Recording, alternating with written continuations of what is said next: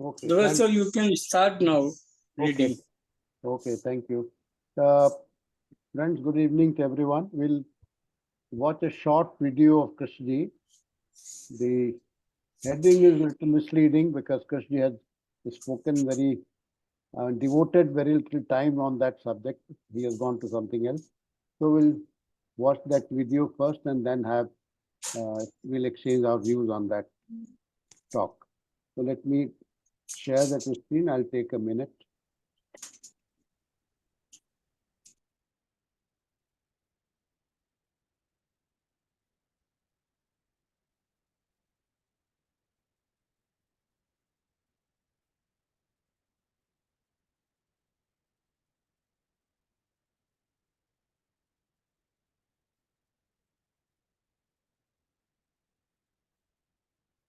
Are you able to see the video?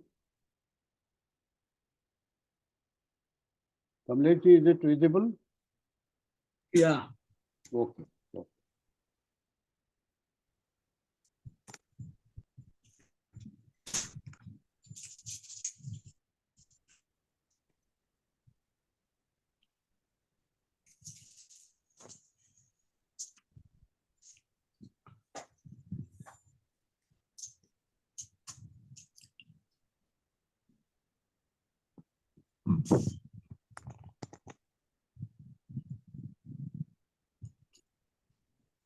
Oh.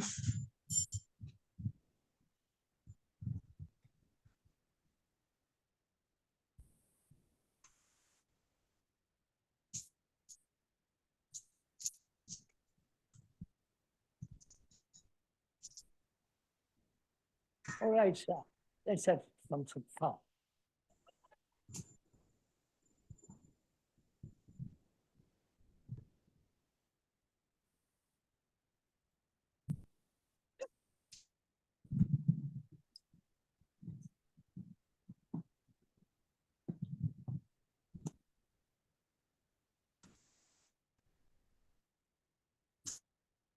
Just answer that question. We'll come back to it. One may live with another person sexually, in relationship, and take the responsibility. Responsibility, both. And continue with that responsibility. Not change when it doesn't suit you. When that other person doesn't satisfy in various different ways. Or you go through marriage, which is get a license, go to church, the priest blessing.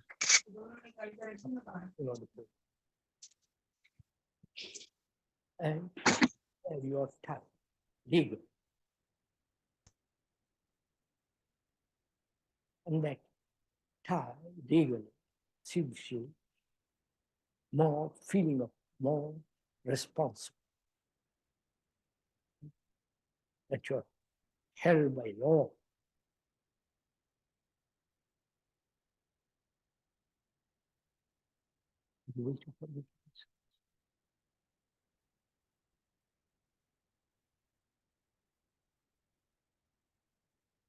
You're held there by law, and with it goes a responsibility that's one thinks endure, last. What's the difference between the two?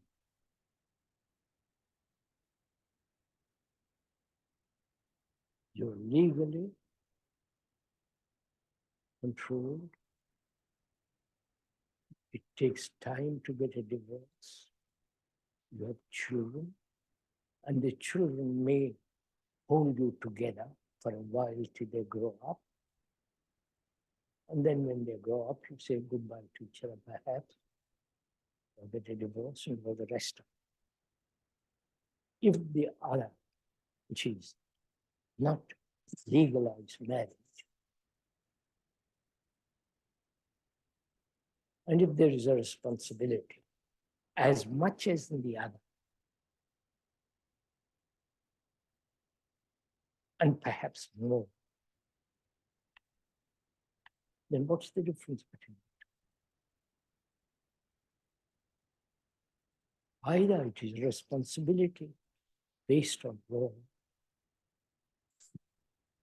either the responsibility of convenience, necessity, comfort, and sexual and all other demands. Where is the question of love in this?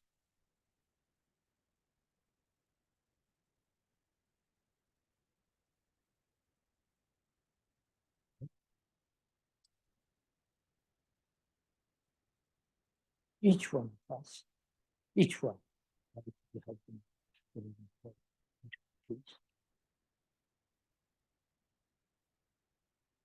are they ever together except sexual?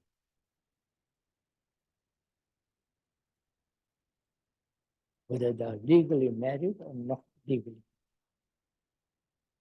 together. Both families in public, and they embrace each other in public as they do in this country.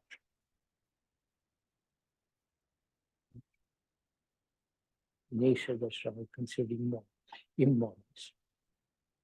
And they do it quietly, so. So, what's the difference between the two?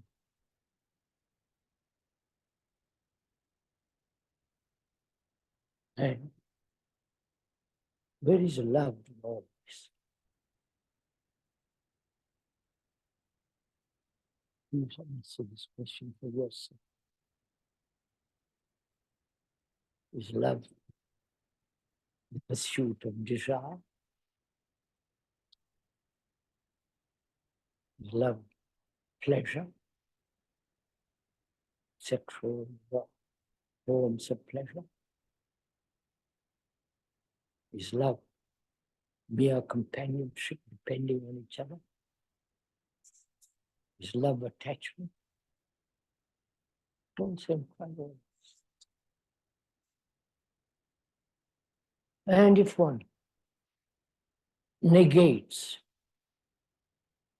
intelligence, because you see the reason that attachment is not love, nor detachment.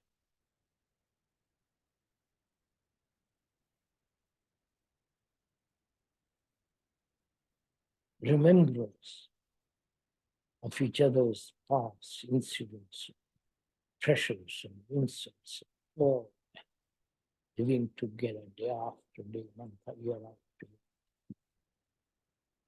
year. The stored up memories, the pictures, the imagination, all that's not love, surely. When you negate all this, which is through negation, you come to the positive.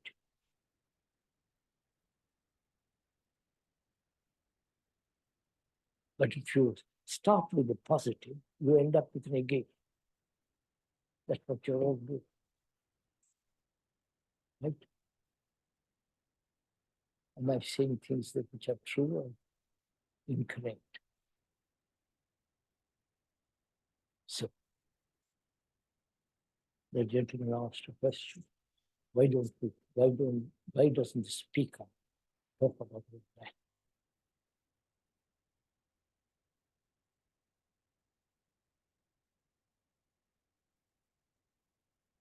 So, what is important?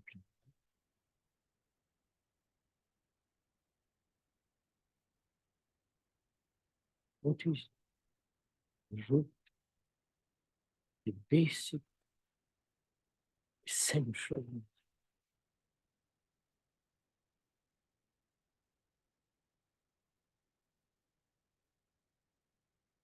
As one observes more and more in televisions, in literature, magazines, and all the things that are going, is becoming more and more superficial.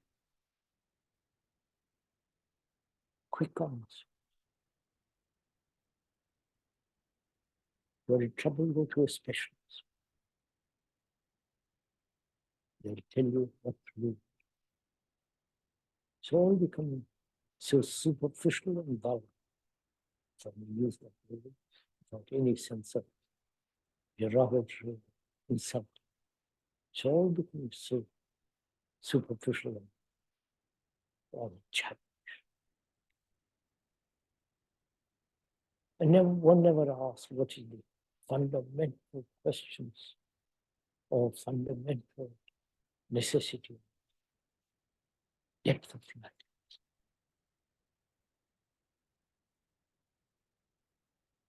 No, surely not beliefs,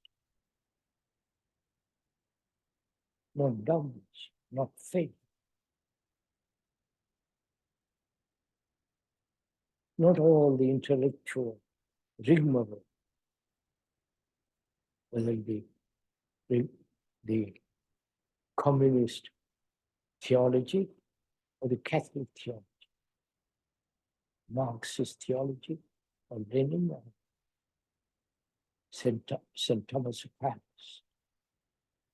They're all the same theory. Conclusions and ideologies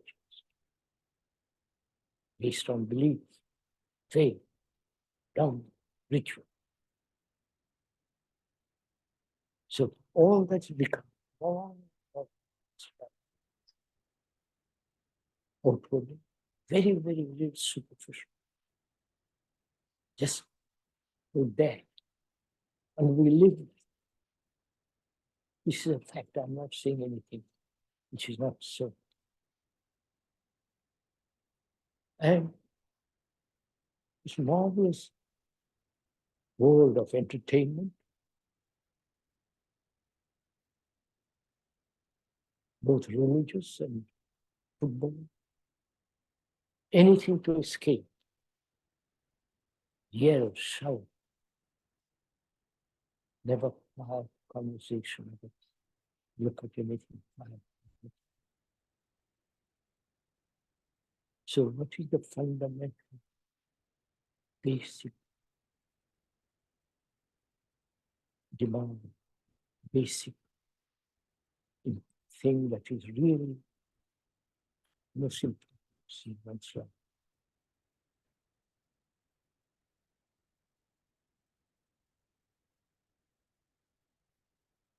The nonsense, I feel. Yes, I know, I've heard it. When you use that word, are you again using that word superficial?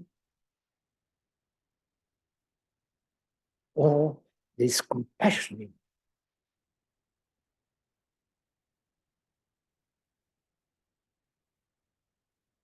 Yes. When you say it's compassion, that becomes actually superficial. You have already stamped it. The word compassion means passion for all, not just for your family. And you cannot have compassion if you're attached to any belief, to any dogma. If there is not complete freedom, you cannot have compassion. And with compassion, there is intelligence. So, if you say compassion, love is the root of all things in life, in the universe, in all our relationship and action. To find that out, come up, and to live, and act from that.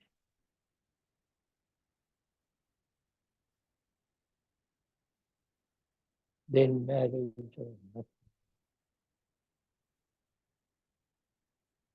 then you are no longer an individual. There's something else entirely different, and so in petty little self.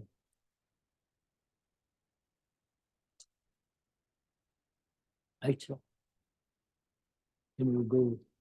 Another question you want to ask on that level?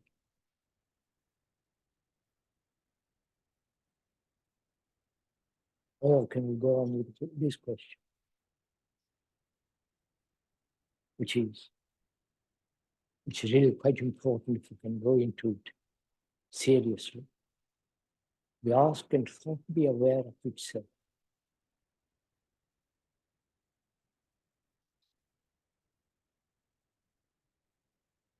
That is, thought has created the thinker, separate from his thought.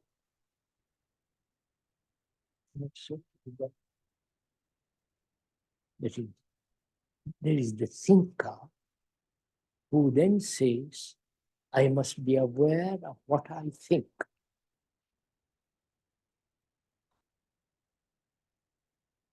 I must control my thoughts. I must not let my thoughts wander.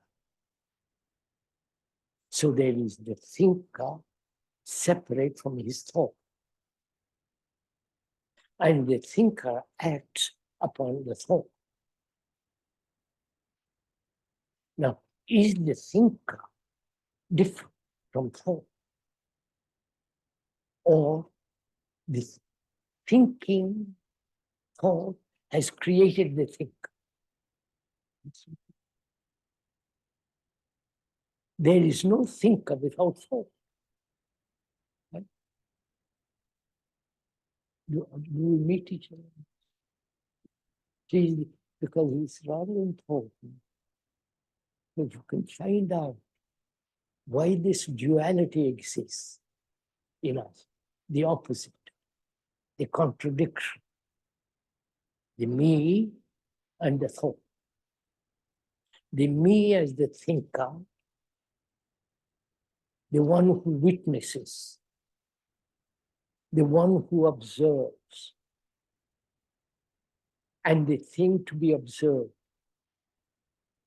That is, the thinker then controls thought, shapes thought, puts thought into a mold. But is the thinker different from thought? Has not thought created the thinker?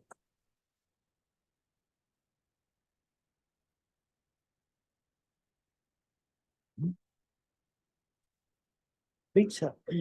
First of all, let's be logical.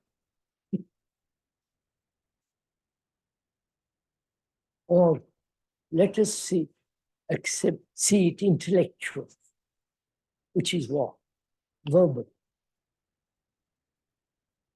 Verbally, I can see very clearly that there is the division between the thinker and the thought. And thought has created the thinker. So the thinker is the past, which is memories, which is knowledge, all is put together by thought, which has come into being after experiences and so on. So it is the whole activity of the past, the thinker. Yes. And then it says thinking is something different from me, who is the thinker. Right? You accept that logic, intellectual. Wow. Not you, sir. We all do. We all say, yes, I understand it, intellectual, very quickly. But why? Why do we say that? I understand it, intellectual. No, going to each other. Why do we say, first reaction, I understand intellectual? Why?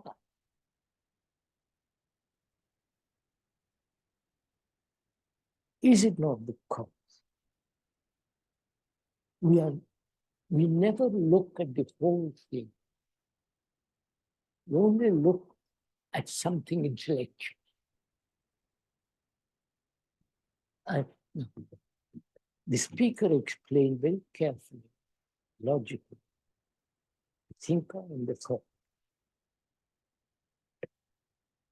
And you accept that logic. And I said, why do you do it? Why does one do it? Is it that the intellect is highly developed? Most of it, developed much more than our sensitivity, our immediate perception.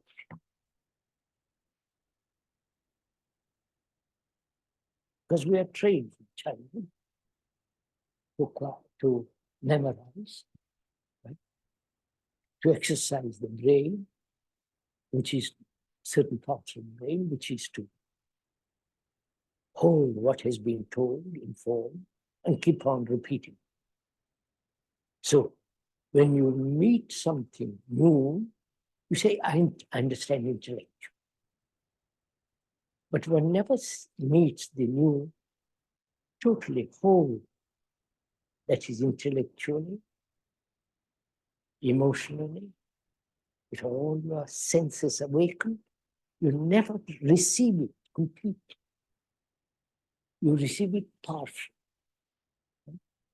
And the partial activity is the intellectual. It's never the whole being observed. You say, yes, that's not. And we stop. We don't say, why is it that only part of the senses are awakened? Intellectual perception is partial sensitivity, partial senses acting. To create a dynamo, to do that, you have to think intellectual. There is in creating a computer and putting computer together, you don't have to have all your emotions and your senses. You become mechanical and repeat. So the same process is carried when we hear something, say, I understand intellectual.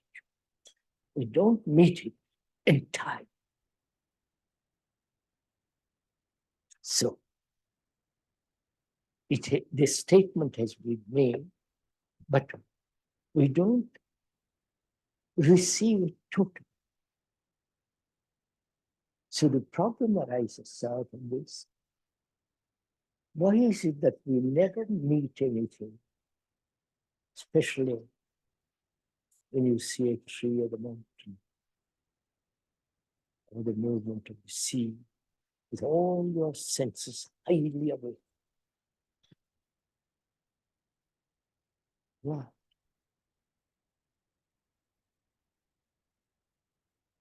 Is it not that we live always partial?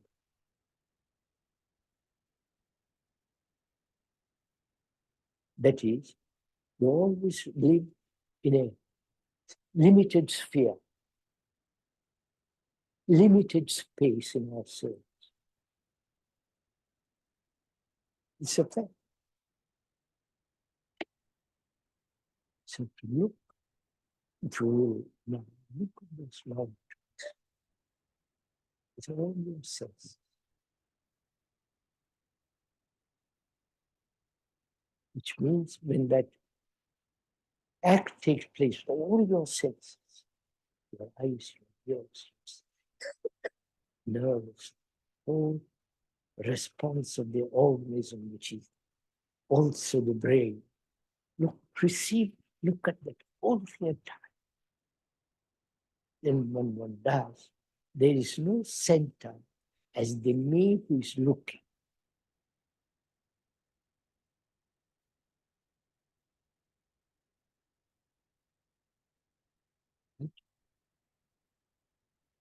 So we're asking, can third be aware of itself.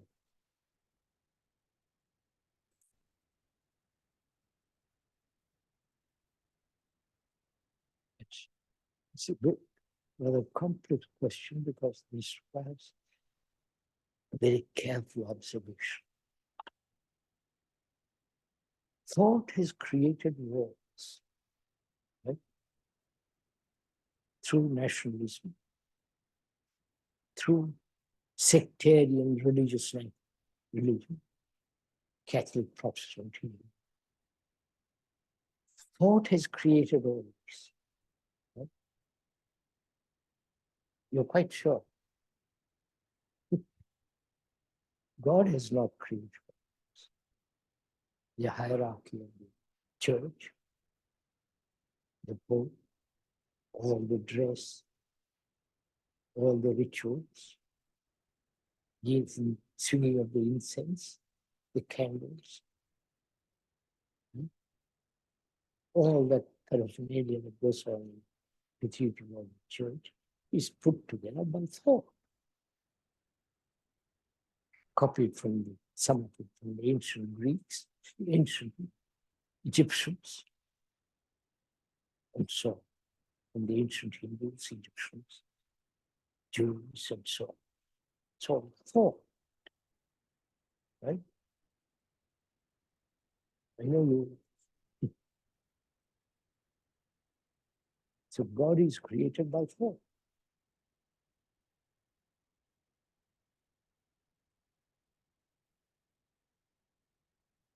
A man who is not, who has no fear whatsoever, dying, living, probably, no fear whatsoever.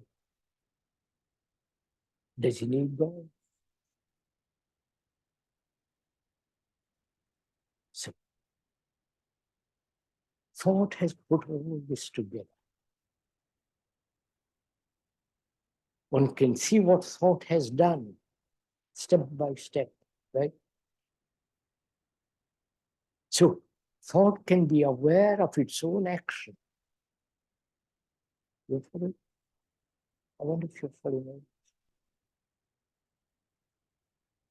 So that there is no contradiction between the thinker and the thought, between the observer and the observer. When there is no contradiction, there is no effort. It's only when there's contradiction, which is division, there must be effort.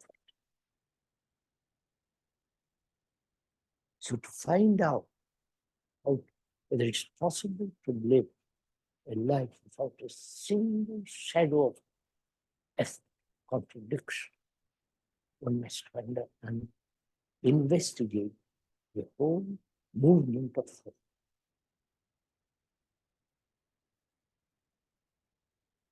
And one has the time or the inclination. And it's too busy, too much to do. But I had plenty of time and wants to do something. And you want to play golf, you have plenty of time.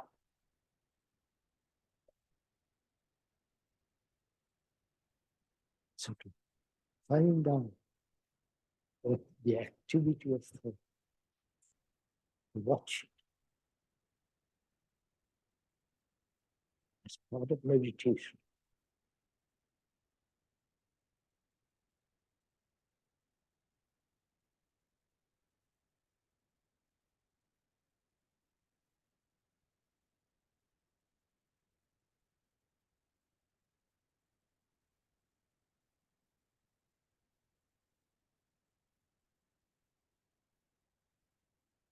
Yes, Harshad, please go ahead. Are you able to hear my voice? Yes. Thank you, Dubeyji. This question, which was asked to Krishnaji, the same question was asked to me in one of my culture classes in Rishi Valley. One girl of class 12, she asked me, "Sir, what do you think about live-in relationship? Means living with somebody without marriage. So I told her that I don't know because I have not lived with somebody either with marriage or without marriage. But I like to ask you, that means to that girl, what is the basis of that relationship? When two people live together, what is behind it? What is the quality of relationship between the two? Is it like a kind of a contract that I will do this, you will do that, and that kind of give and take relationship? Or there is something deeper? And that is what Krishnaji is also asking, where is love in this? So, and then that love is not attachment, it is not about having jealousy or loneliness or anger. So, only when two people, if they both are free from all these problems, when they really love each other, not because they depend psychologically on each other, but they really love, and that love is not limited to only one relation, one person, So only when two people come together with real understanding, they can live happily with in marriage or without marriage. So that is very important what Krishnaji is asking, what is the quality of relationship? And the other question which Krishnaji asks, which interests me very, very much, is about, can thought be aware of itself? Because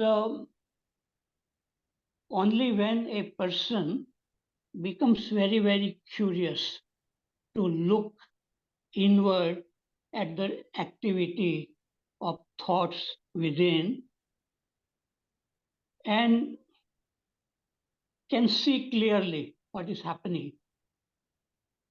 And when Krishnaji says that this from thinking comes the thinker, that sense of I or me, and then this I or me wants to change thought, thinking, by saying that I like this, I don't like this. So there is a duality between thinker and thought. And when I read first time Krishnaji saying in a book, Flight of the Eagle, he says all our psychological problems of fear, anger, jealousy, it is because of this duality between thinker and thought. So this interested me very much. And this question, whether this thinker, does it come from thought? So if this question becomes very, very interesting to a person, a reader, or a listener of Krishnamurti, he will sit quietly and watch very, very clearly how thoughts are arising. And when you really want to observe the beginning of a thought, you may come to a state in which there is no thinking, and yet there is awareness exists. And the first time when I did that, and my mind really stopped, then I felt that, oh, there is something else in our life apart from thinking and feeling. And that thing is what Krishnaji is calling awareness. And so, as long as that choiceless awareness or a silent awareness is not awakened within us, there will be problems within us. But when this awareness comes, then there is something newness happens in our life. And then we begin to be curious, not only about thoughts, but everything around us in nature. You look at the leaf falling, you look at the colors in the sky, you look at the expression on the faces of people. Everything becomes very, very interesting when a person becomes very, very much interested in looking inward. So, my experience says that by looking inward clearly, a clarity comes even in the outward observation, and one can look at, at a tree without thinking arising, in which, in a way, you can say observer is the observed. It's a non-verbal seeing. And when that happens, non-verbal seeing, then you see, oh, it's something amazing thing. It is like you can look at a street light. And I used to walk at night in Iowa after reading this Krishnamurti and look at the street light, look so amazingly beautiful because the mind is silent and very much aware. So I feel that awareness is something different than thinking and thought or thinker. So awareness is different. So aware thought cannot be aware of itself. That is what I am saying. Thinking and feeling are like living in a two-dimensional plane. And awareness is coming out in the silence and looking at thoughts clearly. So, because the question itself involves the word aware, and that awareness, I feel, is not a part of thinking. And but from awareness, thoughts can come. Awareness can look at thoughts clearly, but thought by itself cannot lead us to awareness, which is in a different dimension. So one has to really be very, very passionately, with full energy, attention, look at the question itself and not finding answer because somebody gives an answer, Krishnaji gives an answer, it will not mean much.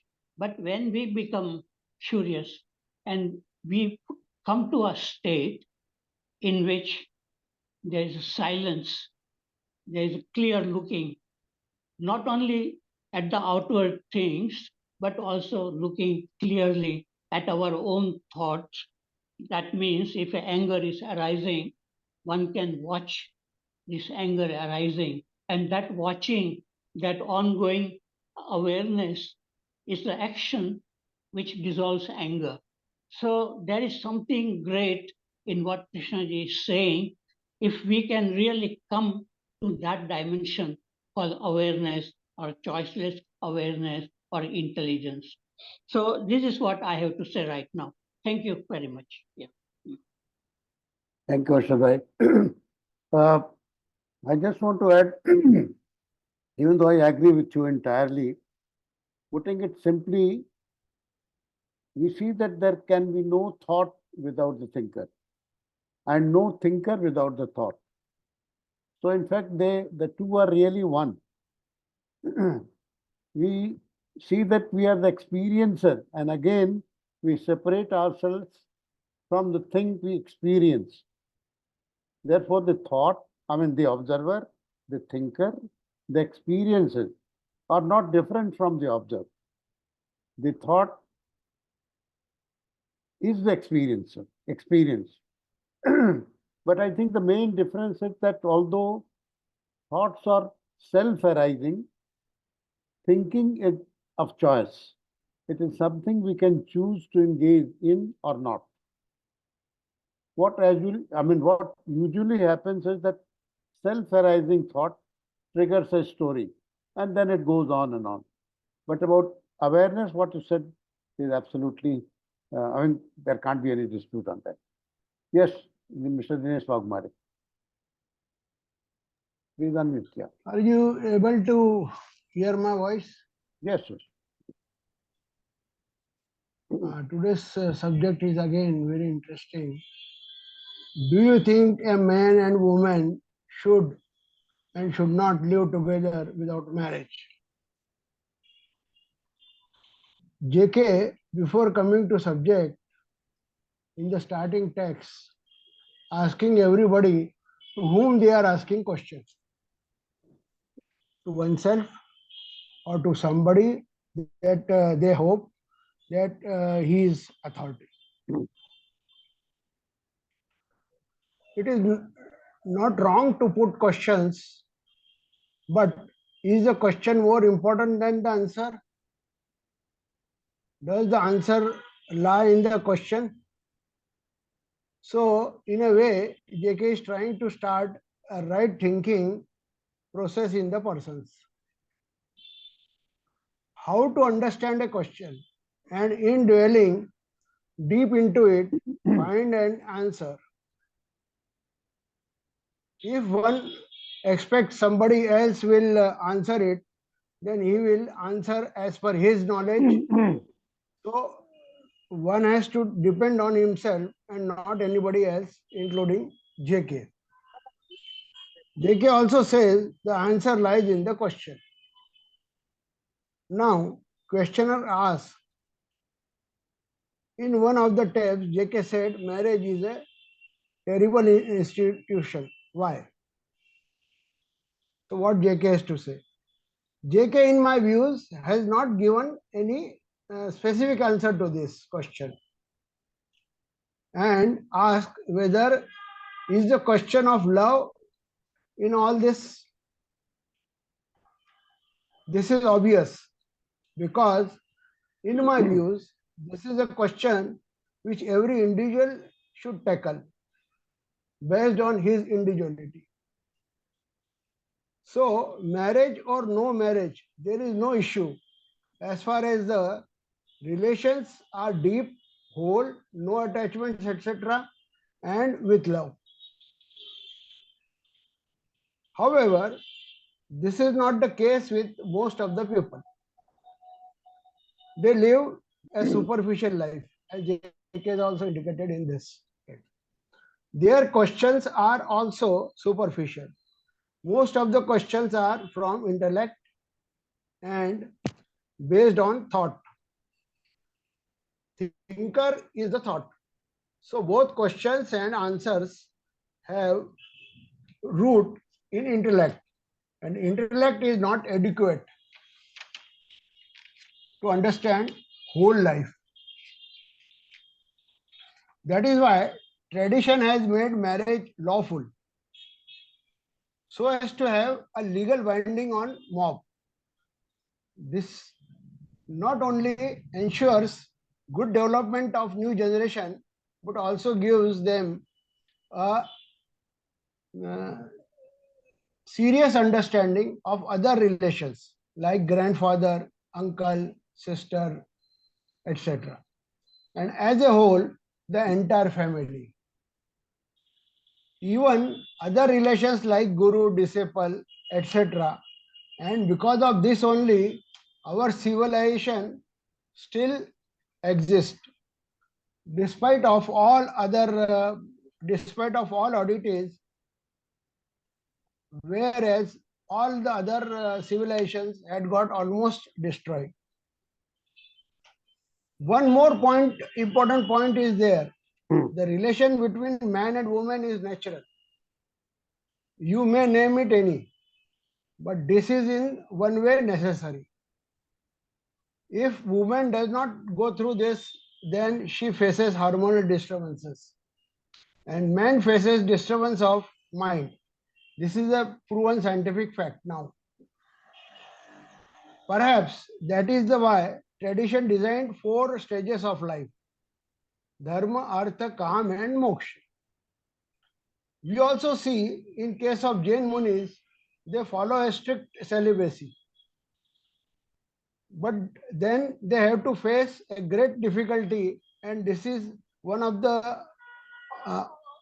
of the aspect which comes under tap, strict asceticism. So we have to see from all the angles the issue, and then only the individual can take a decision, and this depends on individual how he takes it. Thank you.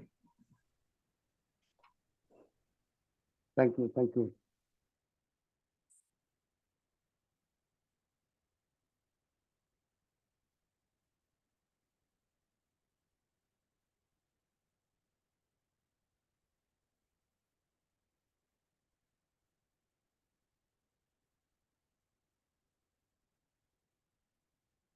I think we should examine in a little more detail about self being aware of itself. So that is a question that Krishji has left for us to ponder. Yes, Prasad Garu, please unmute yourself.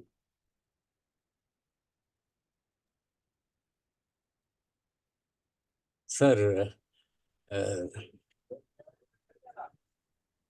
this video somehow, unlike most of the videos of JK, it is in a very low key. His voice is in low key, and it is not fully audible to me. So I could not follow it completely. But I think the gist is like K is always for love. Love as per his definition, not our definition. So he says, as I understand, in marriage, there is a legal binding, there are social sanctions and all that. There are no such social sanctions here. But if there is love between two persons, love according to him, according to his idea, then it hardly matters whether there is marriage or not. I think for K, marriage has no sanctity. If it is simply a legal relationship to which we bow down because of social sanctions and all that, it has no meaning. In a marriage, if there is real companionship, real affection, real love according to him, not simply pleasure and all that, then it makes no difference. Sharing fully responsibility, if these conditions are satisfied, it makes no difference whether there is marriage or there is only living together. I think that is what he said in the video. But I could not follow all the entire thing because it was not audible for me. But this is what I gathered. I hope I am right. I don't know. And then the second half of the video is about thinker and the thought. He has made a wonderful discovery, actually, that there is a kind of division in the mind between thinker and the thought. Thought creates the thinker. And after that, the thinker tries to control thought. He says to mold thought, So So when there is an identity between them, that is when there is no division, then you have full energy. Otherwise, your energy is wasted in that division between thinker and the thought. When there is no division, you see the tree and there is no commentator on the tree in your mind.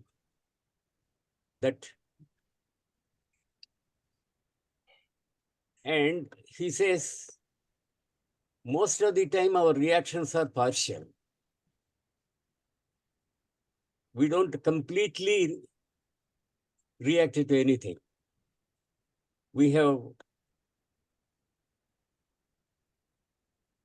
All our reactions are partial. And that is why they are not complete. And it is so true. When I see the video and see the audience, I feel something funny. A funny feeling comes to me. Here is a man who is operating with his full mind, who has a kind of universal mind, and everybody in the audience has a partial mind. So this universal mind is like a big engine trying to pull all the compartments, these are separate compartments, these separate minds. He is trying to pull them along and trying to tell them, you are living in your own shells, separate shells, and there is a wider world outside, if you can come to it. Thank you, sir. That is all. Thank you. Thank you. Thank you, Prasad garu. Yes, Dr. Verma. Yes, sir. Good evening, friends. Most of the things have been covered by Harshad Bhai and then lot by Waghmare and now Prasad ji. The main thing is this question became question because the two sexes are involved. Naturally, the person who is asking either male or female, and there is a set system to live for both the sexes as marriage. So sort of taboo is there. So this became question because of the two different sexes, whether they in privacy they can have without any license or something like that. Krishnamurti has answered this question very nicely. As long as there is responsibility, that is the word he has used. Responsibility, and that too lasting responsibility. Lasting responsibility. So we have relationships where you have where you, and actually if you see it carefully, it is related to as long as self is there in any form, belief, faith, right, intellectual, verbal, words, as long as that ego, a separateness, a limitedness is working, there is bound to be question and conflicts. So this is the base. Self in any form, if it is present. This is the question by the self. We are listening as a self. Although we have an understanding what the other things are as knowledge. So as long as this is there, that limitedness, problems are bound to be there. Then he talked about compassion. Compassion, again, you see, passion for all, he said. Again, you are not an individual.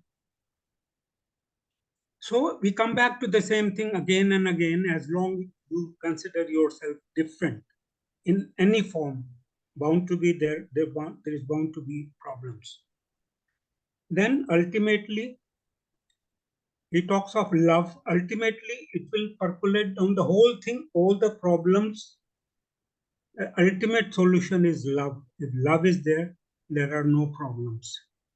So that type of love he's talking about. Here also, that individual love is not given much of importance. So responsibility and lasting responsibility, if it is there, whether two persons, whether two males or two females, or male and female, or the friends, whatever they are doing with responsibility, no problem. Whether you call it living or not, we call it because of that gender polarity working in us as charges. So then thinker and thought, both are limited. Dubeyji was talking about this also. But in awareness is unlimited to me. That's why in awareness you can see your thoughts, your thinking. So awareness not only is unlimited, is not biased towards anything. So it can see, and it is a natural phenomenon in all of us, unless until through attachments we have become different. Our choice is whatever you may call. So this awareness is there. We all can feel it. Now you may say that simultaneously whether this happens. Immediately can you see when it is already originating, as Harshad Bhai was telling, originating with something has started, which you have some knowledge about it. Already few words have come up. You have some knowledge about it. So in a way, it's not, it is there. In awareness, you can see in various ways this origination. And he talked about uh, all the senses. Very interestingly, at times we undermine emotions. At times so many things we undermine. But he talked about when all the senses are fully working with full capacity, he says, there's bound to be some sort of balance in that. Usually we work with partial, sometimes taste overriding, sometimes listening is taking over, and like that. But if all the senses are working and you are aware and you are attentive, there are chances that those things will not happen that require thought. You see, that what you call seeing. If you can see, most of the things will not require, as thinking is not required, certain things you can see as such. This is what I feel. Then he talked about God, how fear has created God. We all know what we think God is and all that. That's a big topic again. But this is what I feel. So sense of responsibility, sensibility, sensitivity, all these things, awareness, attentiveness, all are there with us, provided we are not disturbed by either by the past or preferences or anything, any partial senses. Then things you can see what is required will happen through us. And this is what I have experienced, I do experience. It's not a very difficult thing. It's not very arduous also. I'm telling you, everybody is capable of doing this. Thank you, friends. Thank you very much giving me a patient hearing. Thank you. Thank you, Verma sir. Yes, Harshad Bhai. Yes. I was teaching in Rishi Valley and Sayadri and other schools. And I used to sit with students in the dining hall at lunchtime. And these students were very free in asking me questions. And sometimes somebody will say, "Sir, what do you think about marriage? Or why you did not get married? even they were not afraid in asking such questions. So I used to tell them that marriage is like if one of your leg is tied with the leg of another person and then you have to walk, that is what marriage. That means you have to go in harmony, otherwise you will fall. And I did not want to get tied with anybody. I wanted to not just walk. I wanted to run. I wanted to fly. I did not want to get attached to one person.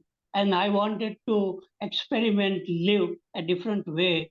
Because from very childhood, this idea of marriage has never attracted me.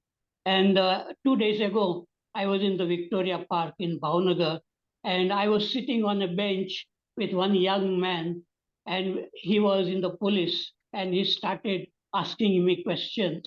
And he said, looking back at your life, do you feel that you should have got married? Because that young man had just got married, you know.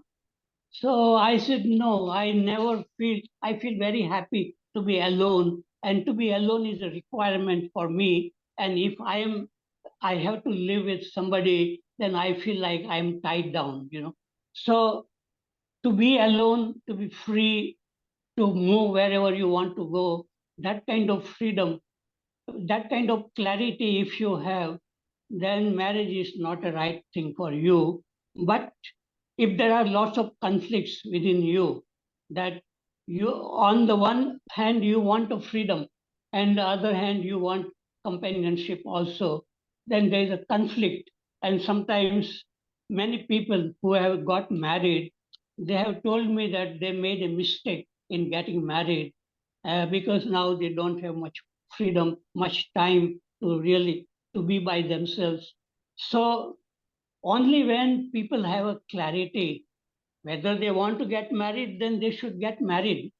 Don't think about being alone. And if you want to feel happy to be alone, then don't get married. Then you will have to find happiness within you. And then your relationship will develop with not only one person or with one family, but it will go in many, many different directions. And so I feel very happy to be able to teach at Krishnamurti schools. And I come in touch with many students, and I feel very happy, like living in a family, a big family. So only when we have clarity, then we can be alone. So Krishnaji has also said to live with another human being, it requires intelligence. But to live alone and be happy, it requires greater intelligence, you know, something more.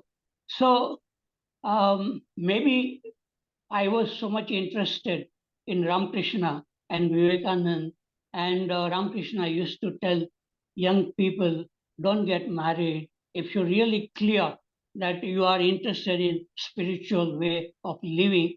So I think maybe that affected me, and I have never regretted that I have not married. I feel very happy to just look at a tree or a flower or a human being. There is so much beauty around, you know.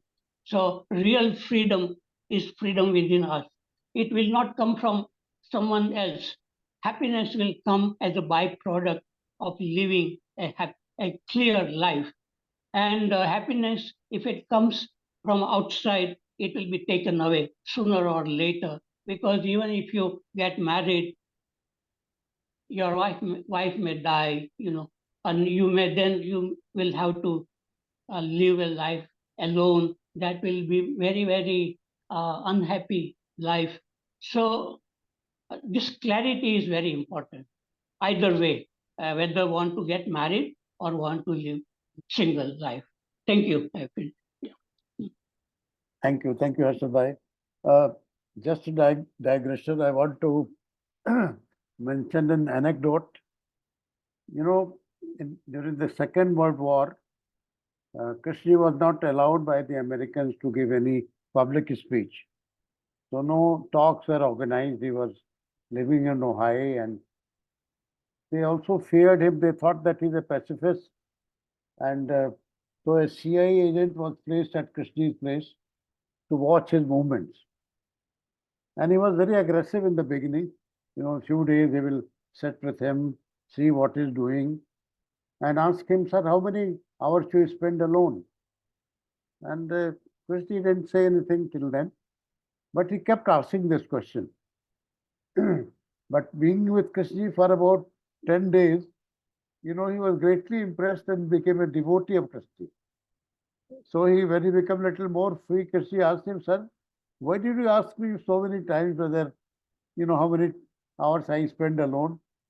Then he said, sir, the terrorists, they spend lots of hours being alone because they plan and they get fully indoctrinated with their ideology and all that.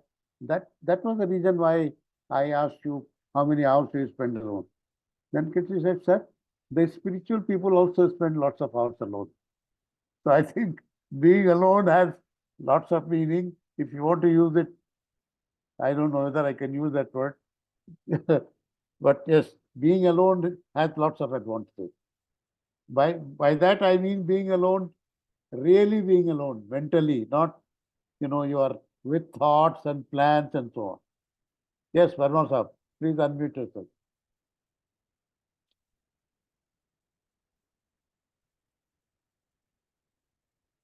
Unmute.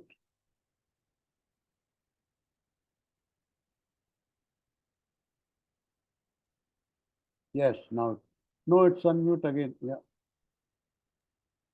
Yes. Harshad Bhai gave a very interesting thing. We are all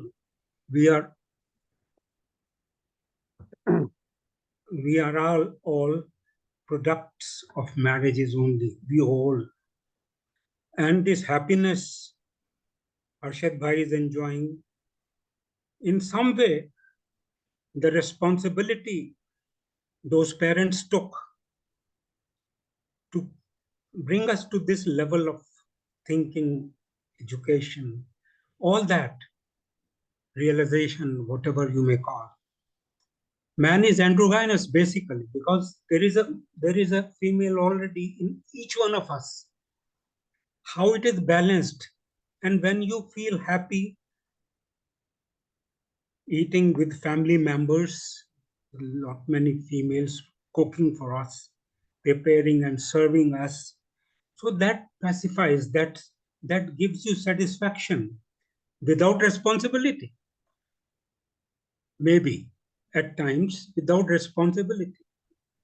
So in a way, these factors, living in a family together, caring, responsibility, with responsibility, sensitivity and affection and love. Ultimately, whether you are married or not, doesn't matter much as long as those features are there. Sense of sharing, responsibility, caring, all those things are there. Then at times we may be escaping and feeling very happy that we don't have any burden, we don't have any children to take care of. That sort of freedom also may give us some solace, some happiness. That freedom is different than a family member, family person with all his responsibilities, but with that realization, with that existential wisdom, he will be the happiest person. He will be the happiest person.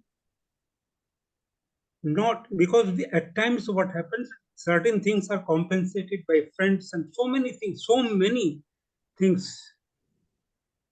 So we think that this is the way. There is no way. You can't say that this is the way to live. Happiness is there in all, and remorse and all those things, and sadness and loneliness do come to most of us. So this is normal. This is normal life. Thank you, friends. Not much to add to it. Thank you. Yes, Prasad Garu. Yes, sir. Sir, I think I have been, I have some uh,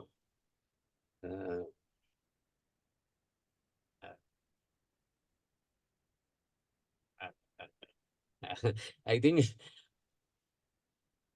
I don't know. I have some desert to make a comment on this subject. I'm entitled, in a way, possibly, to make a comment.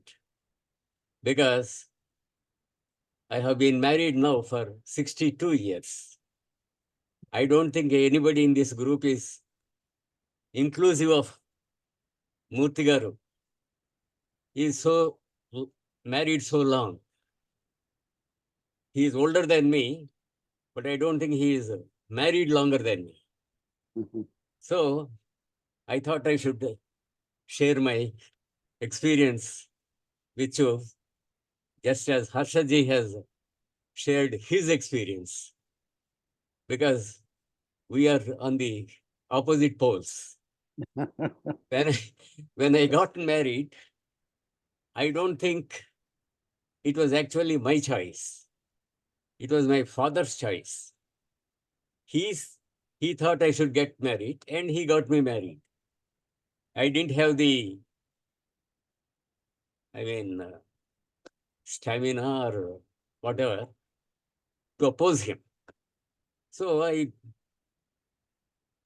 submitted myself to his desire, to his will. And then, but because I was married very young, there was not much experience, and there were many explosive moments, situations, and all that. But gradually, you develop a kind of what Krishnaji calls attachment, let us say. He doesn't like that word attachment, but maybe we developed attachment. And now, after listening to K, we understand the difference between attachment and love. And I am not here to certify myself that I am loving my wife in the sense of K's definition. Whatever it is a very strong bond we have. And with the children coming up, it's a very big bond. And you feel very protected, or you don't have any scope for loneliness in life. Loneliness is also a big problem, and we have no scope for that at all. And there is no dependency of any type. At least after understanding a bit of K, we know there is no scope, there is no place for dependency. You don't depend on your wife. She doesn't depend on you. Even if she depends on you, you don't depend on her, because she doesn't have access to K. As somebody with some access to K, I have no dependence on anybody, neither on my wife nor on my children. I don't have dependency, but still, it doesn't mean you have no affection for people. For everybody, you have affection, and you're ready to kick the bucket when the time comes. So long as there is no dependency, so long as you don't use them, exploit them, those connections, You don't exploit your children, saying that I have brought you up and all that type of stuff, you know. So long as you don't exploit them, exploit either your wife or your children, and so long as you don't confine your affections only to this small circle, this becomes a kind of stepping stone. First, you love your family and extend this love to the rest of the world. It doesn't stop anywhere. If I understand K, your love should not stop with within any limit, either national or anything. Possibly it is not restricted even to only the human world. It encompasses even the trees and the inanimate. So that is the direction in which you move. It doesn't mean simply because you are married, you are restricted and all that. Actually, the family becomes a kind of support in your attempt to reach out to the world. Thank you, sir. Thank you, sir. Thank you. Well said.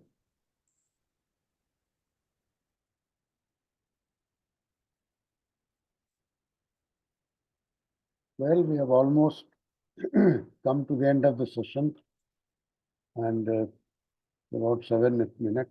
And there are no comments, so we can as well close it now. Is this okay? So we'll close it. Thanks a lot. Thank you very much, Dubeyji. Thank you. Thank you, Jain Saab. This session.